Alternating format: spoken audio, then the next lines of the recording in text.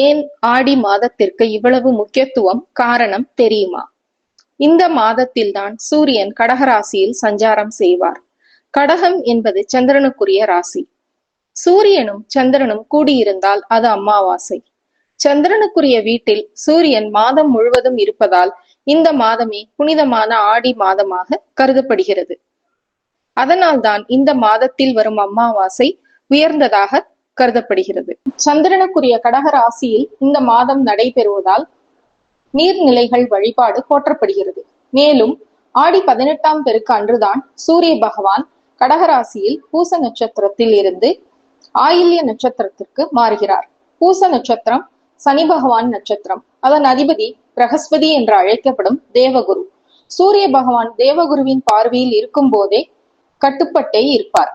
அவர் தேவகுருவின் பார்வையில் இருந்து விடுபட்டு தன் நட்பு கிரகமாக புதனின் நட்சத்திரமான ஆயில்யம் நட்சத்திரத்தில் செல்லும் நாள்தான் ஆடி 18.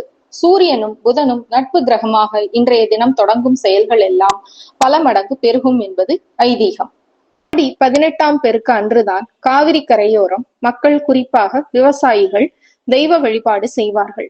ஏனென்றால் விவசாயம் சிறக்க வேண்டும் என்று நீர்நிலைகளை வேண்டி வணங்கும் நாள்தான் ஆடிப்பெருக்கு. ஆடிப்பட்டம் தேடி விதை என்ற பழமொழியும் உண்டு. சரி, நதியோரங்களில் வசிக்கும் மக்களுக்கு இதெல்லாம் நடைமுறைக்கு வரும். ஆனால் நகர்ப்புறங்களில் வாழும் பெண்கள் என்ன செய்வார்கள்? ஆடி 18ஆம் பெருக்கு வழிபாட்டுக்கு என்று சாஸ்திரம் சில வழிகளை கூறுகின்றது. அந்த சாஸ்திரத்தின்படி அதிகாலையில் ஆடிப்பெருக்கன்று நீராடிவிட்டு கங்கை, யமுனை, சரஸ்வதி, கோதாவரி, காவேரி நதிகளை நினைத்து கொண்டு உங்கள் வீட்டில் இருக்கும் குழாயடி அல்லது தண்ணீர் பிடிக்கும் குழாய் அவற்றை சுத்தம் செய்து அப்பகுதியில் நன்றாக ஒரு கோலமிட்டு ஒரு வாழை இலை, ஒரு தாம்பூல தட்டில் மஞ்சள் பிள்ளையார் பிடிக்க வேண்டும். அப்படி பிடிக்கும் பிள்ளையாருக்கு மஞ்சள் குங்குமம் இட்டு பூ வைக்க வேண்டும்.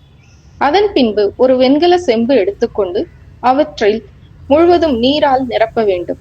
அவற்றில் மஞ்சள் போட்டு நீரை நன்றாக கலக்க வேண்டும். இதை கங்கை, யமுனை, காவேரி, சரஸ்வதி போன்ற நதிகளை நினைத்து அந்த நீரை வைத்து அதில் மேல் பூ வைக்க வேண்டும். அதன் மீது தேங்காய் வைத்து அவற்றுக்கு மஞ்சள் குங்குமம் அமைத்து பூச்சூட வேண்டும். இதன் பின்பு ஒரு தாம்பூல தட்டில் தேங்காய், பழம், வெத்தலை பாக்கு, வளையல், காதோலை, கருகுமணி போன்றவற்றை, மஞ்சள் குங்குமம் போன்றவற்றையும் வைத்து வாழைப்பழம், ஏதாவது இனிப்பு வகை இருந்தால் நல்லது. இல்லாவிட்டால் காப்பரிசி செய்வது மிக மிக நல்லது. காப்பரிசியை நைவேத்தியம் செய்வது மிகவும் நல்லது. இவற்றையெல்லாம் வைத்து கிழக்கு நோக்கி நின்று கங்கை, யமுனை, காவேரி, சரஸ்வதி போன்ற நதிகளை நினைத்து கிழக்கு நோக்கி நின்று அகல் விளக்கேற்றி, நெய் அகல் விளக்கு உத்தமம் ஏற்றி காவேரி தாயை வணங்க வேண்டும். இது காவேரி நதிக்கரையில் செய்த அனைத்து பலனின் தரும். இது பெண்களுக்கு மாங்கல்ய பலத்தையும், திருமணம் ஆகாத பெண்களுக்கு திருமணம் கைகூடும், குழந்தை பேறு இல்லாத பெண்களுக்கு குழந்தை பாக்கியம் கிடைக்கும். மேலும் இந்த நாளில் செய்யும் அனைத்து காரியங்களும், நற்செயல்களும் பல மடங்கு பெருகும் என்பது சாஸ்திரங்களில் தெரிவிக்க. இது போன்று காவிரி தாயை வணங்கி அனைவரும் வழிபாட்டு முறையை கடைபிடிக்கலாம். இல்லாவிட்டால் தங்களுடைய குடும்ப வழிபாட்டு முறை என்று ஏதாவது இருந்தால் அதையும் பின்பற்றலாம், தவறில்லை. எனவே வீடு நதிக்கரை ஓரம் இல்லையே, நாங்கள் அபார்ட்மெண்டில் நகர்ப்புறங்களில் இருக்கிறோமே என்ற கவலை வேண்டாம். அந்த காவிரி தாயே உங்கள் வீட்டிற்கு வந்து அருள் புரிவாள். எனவே ஆடிப்பெருக்கு தினத்தை, வழிபாட்டை தவறவிடாமல் பெண்கள் செய்ய வேண்டும். புது தாலி மாற்ற உகந்த நேரம் எது? புது தாலி மாற்ற உகந்த நேரம் காலை 11 மணி முதல் 11:45 மணி வரை.